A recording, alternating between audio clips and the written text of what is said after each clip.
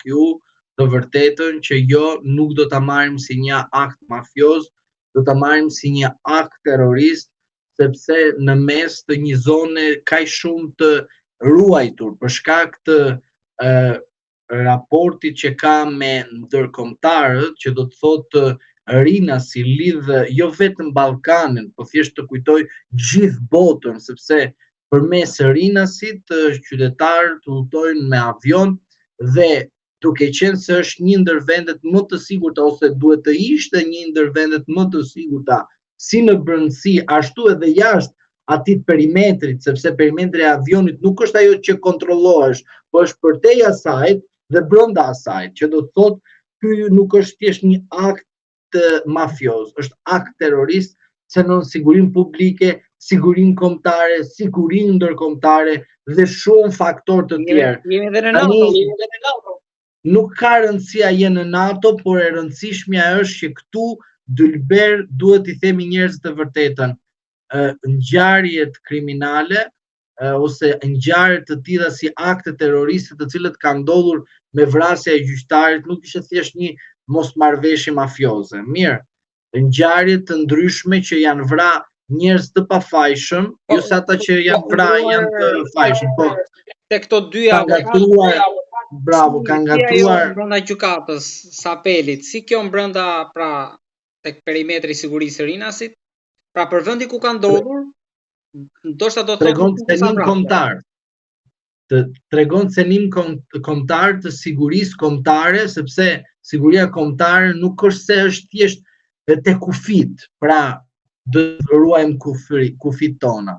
Jo, por është në disa vende të kyçe që ka të bëjë me sigurinë e vendit edhe jo vetëm brenda nesh, por edhe përtej nesh, ashtu siç e parashtrova më përpara. Por më lejoni t'ju parashtroj diçka.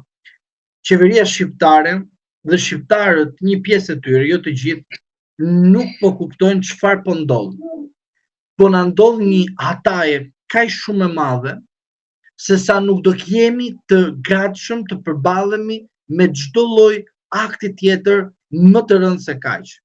Nuk e them vetëm për qytetarët e thjeshtë të këtij vendi. E them për të gjithë ata funksionarët publik që në emër të demokracisë, në emër të kushtetutës, në emër dhe shumë faktorë të tjerë që kanë të bëjnë me përputhjen me funksionet e tyre shtetërore, nesër mund të jetë rasti i tyre që do të jetë rast shumë i rëndë në rast se nuk marrim masa urgjente, se mjaft me atë rastin skandaloz duke justifikuar. Ndodhi në Amerikë, ndodhi këtej, ndodhi ande. Zotri, ke marrë Çelsat stafetën e shtetit. Duhet të ruash. Po janë bërë filma, po nuk mund ta pranojmë këtë fakt. Duhet të lutemi tek autoritetet, tek punonësi më i thjesht i policisë së shtetit të sinjalizojë, shiku të sinjalizojë, institucionet të cilët kanë të bëjnë me sigurinë kombëtare të sinjalizojnë. Të gjithë duhet të jemi në një vigjilencë sinjalizimi për shkak se nesër mundet të kemi një do thoshe një goditje akoma më të rëndë. Prandaj nuk e sjell kot fakte dy të rëndësishme që është një akti kriminal terrorist i gjyqtar që u vra në mes të sallës, në krye të detyrës. Dy raste tjetër që ka të bëjnë me jo vetëm një ngjarje në Sauk ose në një rast në vende të tjera, që janë vrarë njerëz të pafajshëm. Këto dy ngjarjet, edhe plus kjo e treta sot, duhet të ndërgjegjësojë dhe qytetarët shqiptarë të kuptojnë që policia e shtetit është shndërruar si polici private dhe policia e shtetit ka shndërruar si polici partie. Prandaj duhet të jemi vigjilencën, sepse sot shkoj tek ai tjetër flaka, po unë jam i bindur që pas 11 majit i dashur Dylber, flaka ka ardhur te çdo shtëpi shqiptari dhe nuk ka justifikim a bëhen filma kudo, a në Amerikë apo në Europë.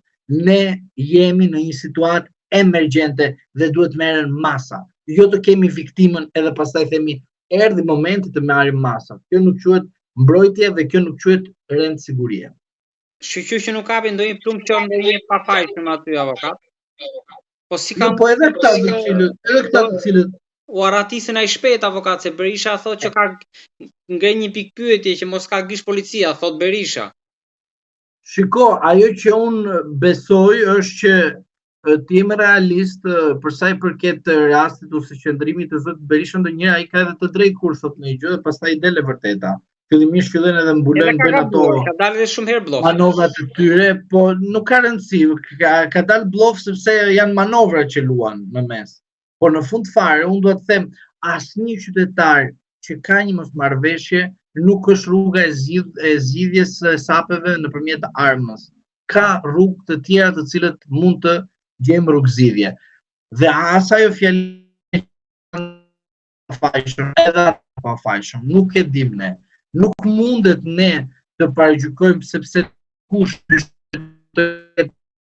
pra, faza fillestare është të vendos tabelën tjetër i qitja, kupto tabelën aty dhe ti je kështu ja ashtu me radhë. Jo, nuk jam dakord kësaj gjë. Unë them që çdo njeri ka të drejtat e tij, çdo njeri mund të gjejë rrugëzgjidhje të çdo konflikti që ka. Nuk ka shkuar shumë avokat për gjetur zgjidhje përmes dialogut. Se po flasim ndoshta për larje hesate që zinxhiri. Flas tani që